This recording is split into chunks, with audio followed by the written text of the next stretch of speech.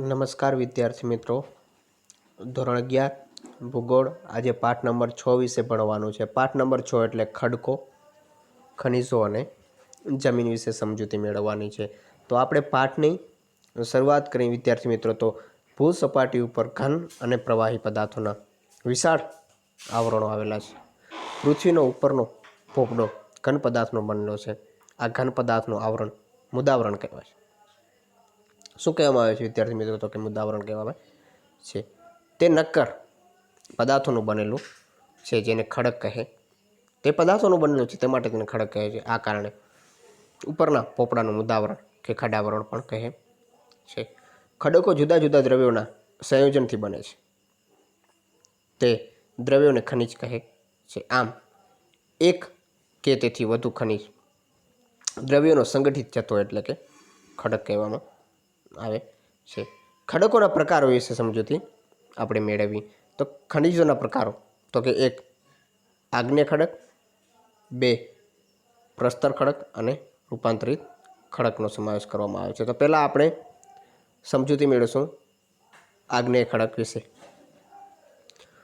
આગ્નેય શબ્દનો અર્થ અગ્નિથી બનેલો એમ થાય છે. પૃથ્વીનું પેટાળ ગરમ હોવાથી તેનું લાલચોળ તત્વ મેઘમાં વિવિધ રૂપે ઠરાવથી બનતા ખડકોનો આયોગ ખડક તરીકે ઓળખવામાં આવે છે. સૌ પ્રથમ આ ખડકોની ઉત્પત્તિ થઈ હોવાનું તેને પ્રાથમિક ખડકો પણ કહે. ખડકો 2 પ્રકારના હોય છે. એક આંતરિક આગ્નેય ખડક અને 2 બાહ્ય આગ્નેય ખડક. એમાં આગ્નેય ખડકના પ્રકાર જોઈએ તો કે આંતરિક આગ્નેય ખડક અને બાહ્ય આગ્નેય ખડક. આંતરિક આગ્નેય ખડકમાં અંતઃસ્થ, મધ્યસ્થ અને બાહ્યમાં જ્વાળામુખીનો સમાવેશ થાય છે. વિદ્યાર્થી મિત્રો, તમે જોઈ શકો છો આ આગ્નેય ખડકનું સ્વરૂપ. તેમની આકૃતિ જોઈ શકો છો. મધ્યસ્થ, અંત્યસ્થ, લેકોથિલ, ડાઇક, જ્વાળામુખી પ્રસ્ફોટન, બાહ્ય અથવા જ્વાળામુખી ખડક જોઈ શકો છો. તમે નિહાળી શકો છો આ આકૃતિમાં કે કેવી રીતે હોય છે આગ્નેય ખડકનું સ્વરૂપ. હવે આપણે આગળ વધી તો કે અંતઃસ્થ આગ્નેય ખડક વિશે આજે સમજૂતી મેળવવાની છે. તો આ પ્રકારના આગ્નેય ખડકની રચના મેઘમાં ઠંડો પડવાથી થાય છે. જો મેઘમાં વધુ હોવાથી મેઘમાં ધીરે ધીરે ઠરે છે. આ કારણે બનતા ખડકોમાં મોટા કદના સ્ફટિક જોવા મળે છે.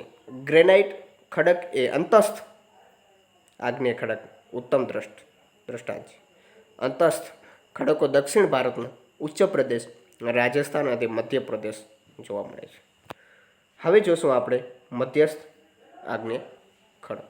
જ્વાળામુખી પ્રસ્ફોટન ક્રિયા દરમિયાન મેઘમાં ભૂસપાટી તરફ આવવા માટે પ્રયત્ન કરે છે, પરંતુ પાતાલીય ખડકો અને બાહ્ય ખડકોની વચ્ચે ઠરી જાય છે, જે સીલ, ડાઇક, લોપોલિથ અને લેકોથલિથ જેવા સ્વરૂપો રચના કરે છે. આ ખડકોને મધ્યસ્થ આગ્નેય ખડકો કહેવામાં આવે છે. હવે જોશું બાહ્ય આગ્નેય ખડક. જ્વાળામુખી ક્રિયા દરમિયાન મેઘમાં ખડક સ્તરો તોડીને બહાર આવે છે. તે પૃથ્વીની બહારની હવા સાથે સંપર્કમાં આવવામાં લાવા ઝડપથી ઠંડો પડે છે, જેમાં સ્ફોટિક અંતઃસૂક્ષ્મ જોવા મળે છે. બેસાલ્ટ ખડક તેનું દ્રષ્ટાંત છે, જે દક્ષિણ અને પશ્ચિમ ગુજરાતમાં મળે છે. હવે 2 જોશું પ્રસ્તર ખડક.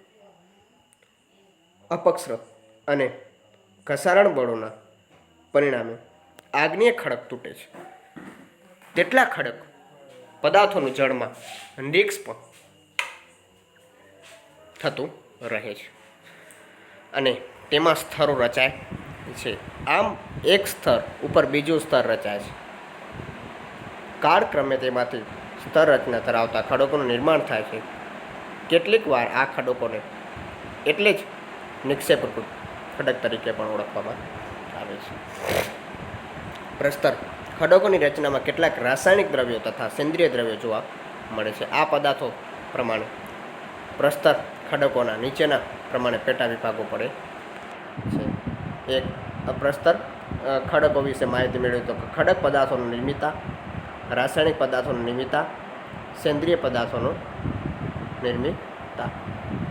એમાં પણ ખડક પદાર્થના નિર્મિતામાં રેતીના, માટીના અને પ્રોગ્લોમેટ મટેનો સમાવેશ થાય છે. સેન્દ્રિય પદાર્થ નિર્મિતામાં ચુનાળુ અને કાર્બન યુક્તનો સમાવેશ થાય છે. હવે જોશું આપણે ખડક પદાર્થ નિર્મિત પ્રસ્તર ખડકો.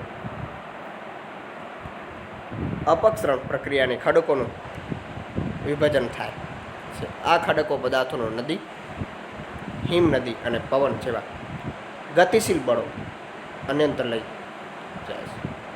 આ બળોનો વેગ કરતાં સ્થાનિક પદાર્થો જુદા જુદા સ્થળે પથરાઈ જાય છે. સમય જતાં ખડક પદાર્થોનો સ્તરનો રચાય છે, જેને ખડક પદાર્થો નિર્મિતા પ્રસ્તર ખડકો કહે. રેતી ખડક, માટી ખડક અને પ્રોગ્લોમેટ ખડક તેનો દ્રષ્ટાંત છે. હવે આપણે આગળ જોઈએ તો કે રાસાયણિક પદાર્થો નિર્મિત પ્રસ્તરણ ખડકનો સમૂહ. ખડકોમાં રહેલા રાસાયણિક પદાર્થો વહેતા જળમાં દ્રાવણ સ્વરૂપે ઓગળી જાય છે.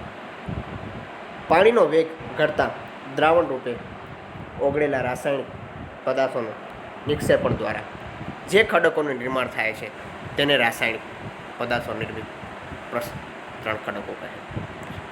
ચિરોડી અને મીઠાના ખડક તેના દ્રષ્ટાંત. હવે આપણે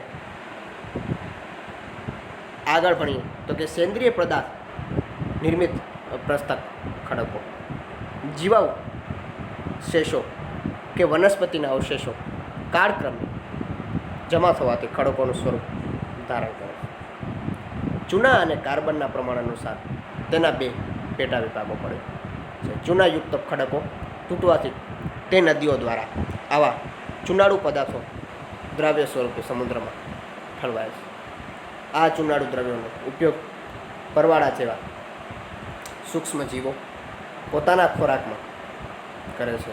આ જલીય જીવોના અવશેષનો નિક્ષેપણને જે કડક સ્તર બને છે તેને ચૂનાળુ ખડક કહેવામાં આવે છે.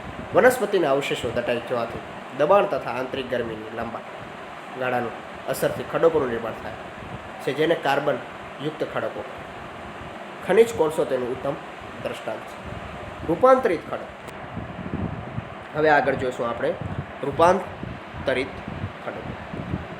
આગ્નેય અને પ્રસ્તરણ ખડકોનું મૂળ બંધારણ અને સ્વરૂપના પરિવર્તન થઈ રચાતા નવનિર્મિત ખડકોને રૂપાંતરિત ખડક કહે છે. ખડકોનું સ્વરૂપ બે રીતે બદલાય છે: ભૌતિક રૂપાંતરણ અને રાસાયણિક રૂપાંતરણ. આ મૂળ ખડકોનો આકાર અને ખનિજ દ્રવ્યનું સ્વરૂપ બદલાય. આ ખડકોના નવા સ્ફટિકોનું નિર્માણ થાય છે. પ્રવાહી મેગ્માના સ્પર્શથી તેના આસપાસના સ્થાનિક ખડકોમાં પરિવર્તન થઈ આવા ખડકોનું રૂપાંતરણ થાય છે, તેને સસ્પેન્શન રૂપાંતર કહે છે. તાપમાન અને દબાણના પરિણામે ખૂબ જ વ્યાપક વિસ્તારોમાં ખડકો પોતાના બંધારણ અને સ્વરૂપ બદલી નાખે છે, તેને પ્રાદેશિક રૂપાંતર કહે છે. આરસ પ્રહાર અને ક્વાંટ ચાલ તેના દ્રષ્ટાંત છે. ખનિજ, જૈવિક અને અજૈવિક પદાર્થ ગરમી અને દબાણના લીધે પરિવર્તન પામીને ચોક્કસ રાસાયણિક બંધારણ ધારણ કરે છે, જેને ખનિજ કહે છે. સ્ફટિકમય બંધારણ, ઘનતા, નકારતા, રંગ, ચમક વગેરે ખનિજોના મૂળભૂત લક્ષણો છે. દરેક ખનિજોને પોતાની ઘનતા હોય છે. ઘનતા એટલે ખનિજનું ભારે પણ. ખનિજ ઉપર જ્યારે ઘસરકો કરવાનું આવે ત્યારે તેને ખનિજ જેટલું પ્રતિકારક કરે છે, તે ખનિજની નકારકતા કહે છે. ખનિજની નકારકતા માટે વિદ્યાર્થી મિત્રો 1 થી 10 સુધી ક્રમાંક આપવામાં આવે છે, જેમ કે ટાલ ખનિજોનો ક્રમાંક 1 અને હીરો 10 ક્રમાંક. પ્રત્યેક ખનિજની સપાટી સૂર્યપ્રકાશના પરિવર્તન કરે છે. તેના આધારે ખનિજની ચમક નક્કી થાય છે. જુદી જુદી ખનિજોની અને ધાતુઓની ચમક અલગ અલગ જોવા મળે છે. ખનિજો વિવિધ રંગો પણ ધરાવે છે. ખનિજમાં રહેતી અશુદ્ધિઓ પ્રમાણ આશરે રંગ તેના ઘેરા અથવા ઝાંખા બને છે. આમ પ્રાથમિક લક્ષણો આધારે ખનિજોનો ધાત્વિક અને અધાત્વિક એમ બે વિભાગોમાં વહેંચી શકાય છે. લોખંડ, ત્રાંબુ, સોનું વગેરે ધાત્વિક ખનિજો છે, જ્યારે પોટાશ, સલ્ફર, નાઇટ્રસ અને ફ્લોરસ્પાર આ આધ્યાત્મિક ખનિજો છે. કોલસો અને ખનિજ તેલ ઈંધણ તરીકે વપરાય છે. વિદ્યાર્થી મિત્રો, કોલસો અને ખનિજ તેલ તે ઈંધણ તરીકે વપરાય છે. તેથી તેની ઉર્જા ખનિજ જેવા વિશિષ્ટ વિભાગમાં મૂકવામાં આવી છે. જમીન. હવે આપણે જમીન, વિદ્યાર્થી મિત્રો, ખૂબ જ મહત્વનો પોઈન્ટ. ખડકોની ખુલ્લી સપાટી પર સૂર્યપ્રકાશ, તાપમાન, હિમ વર્ષા વગેરે બળોના કારણે ખવાણ થતાં ખડકોનો ભૂકો બને. આ ખડકોમાં જૈવિક દ્રવ્યો હવા અને પાણીમાં ભળવાથી જમીન બને છે. આ વસ્તુ ભળવાથી જમીન બને. જોઈ લઈશું વિદ્યાર્થી મિત્રો. પહેલાં જમીનથી આપણે શરૂઆત કરીએ. જમીનમાં શું શું હોય છે? જમીનમાં શું શું હોય છે? તો જમીનથી શરૂઆત કરીએ. સંયોજન, ખનિજ દ્રવ્યો, જૈવિક દ્રવ્યો, ખડકોનું આવરણ થવાથી ઘનતા, આબોહવાની અસરના પરિણામો, ની અસરના વિવિધ પ્રકારો, વનસ્પતિ પ્રાણીય અવશેષના સળવારથી બનતા વગેરે. આ બધા માહિતી છે, જોઈ શકો છો વિદ્યાર્થી મિત્રો.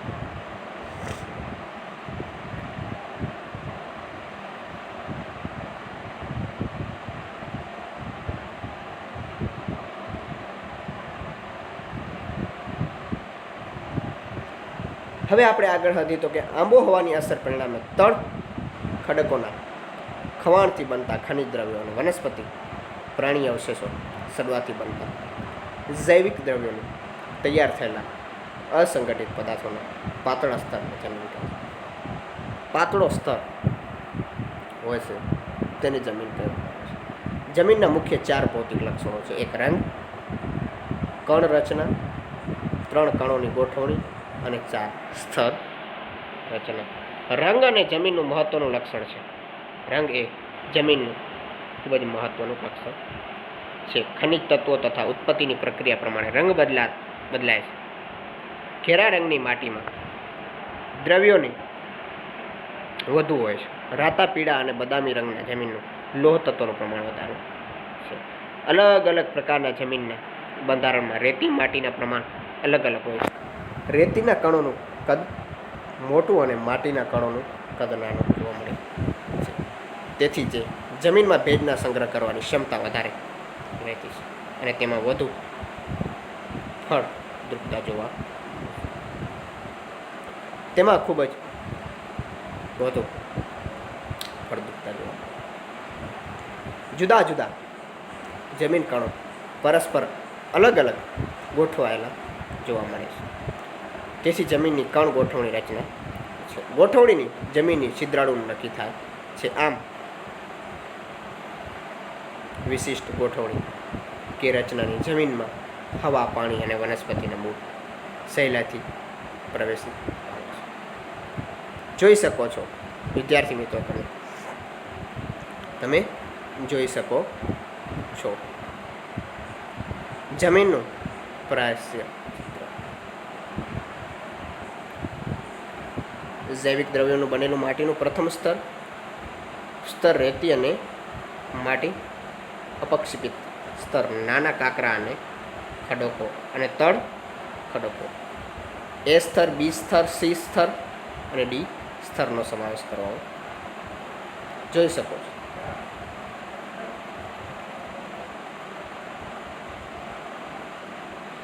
જેમ તમે જોયું જમીનનું આવરણ, હું તમને જમીન બતાવું. નિર્માણની ક્રિયા દેવો ખડકોનું ખવણ થવાથી બનતા ખનિજના દ્રવ્યો, જમીન, જૈવિક દ્રવ્યો, આબોહવાની અસરને પરિણામ, આબોહવાની અસરના વિવિધ પ્રકારો, આ બધાનો સમાવેશ આમાં કરવામાં આવે. હવે આપણે જોઈએ એ નહીં જોઈએ તો કે આમાં જૈવિક દ્રવ્યનું બનેલું માટીનું સ્તર, નાના કાંકરા ખડક અને તળ ખડકો સ્તર હોય છે. અલગ અલગ સ્તર હોય છે. માટી પહેલાં, પછી રેતી અને માટી બંને મિક્સ હોય છે. પછી નાના કાંકરા અને ખડકો અને તળના ખડકો. હવે આપણે આગળ વધીએ તો કે જમીન સ્તર ઉપર કાપ મૂકવામાં આવે છે તો સ્પષ્ટ રીતે ઉપરથી નીચે સુધીમાં જુદા જુદા જમીન સ્તરો જોઈ શકાય. તેને જમીનનું પ્રાચ્ય ચિત્ર, જમીનના પ્રશ્ય ચિત્રમાં તેના જુદા જુદા સ્તરોમાં જમીનની કણ રચના, જમીનના કણોની ગોઠવણી અને તેમના રંગ વગેરેમાં વિભિન્નતા વર્તતા આવે છે. આ જમીન સ્તરોને પ્રાચ્ય ચિત્રમાં એ સ્તર, બી સ્તર, સી સ્તર અને ડી સ્તર નામ આપ્યા છે. આકૃતિ 6.3 મુજબ સૌથી ઉપરના એ સ્તરમાં જમીન કણો સૂક્ષ્મ હોય છે. આ સ્તરમાં જીવસૃષ્ટિ સૌથી વધુ ક્રિયાશીલ તેમજ જૈવિક દ્રવ્યો વધુ હોવાથી ફળદ્રુપતા ખૂબ જ વધુ. હવે સ્તર પ્રમાણે વિદ્યાર્થી મિત્રો જોઈ શકો છો. બી સ્તર રેતી અને માટીના જમીન કણો જોવા મળે છે. આ સ્તરમાં જૈવિક દ્રવ્યોનું પ્રમાણ અલ્પ હોય છે, તેની ઉપ સ્તર પણ કહેવામાં આવે છે. હવે આગળ જશો સી. સી સ્તરમાં કાંકરા, નાના ખડક ટુકડા અને મોટા જમીન કણો હોય છે. સામાન્યપણે આ સ્તર ઓછું ફળદ્રુપ હોય. સૌથી નીચેનો ડી સ્તર છે. આ સ્તર તળ ખડકોનો બનેલો છે, જેમાં ખડકો કણો એકબીજા સાથે જોડાયેલા જોવા મળે છે. સી અને ડી સ્તર વાસ્તવિક જમીનમાં સમાવેશ થતો નથી. સી અને ડીનો વાસ્તવિક જમીનમાં સમાવેશ થતો નથી.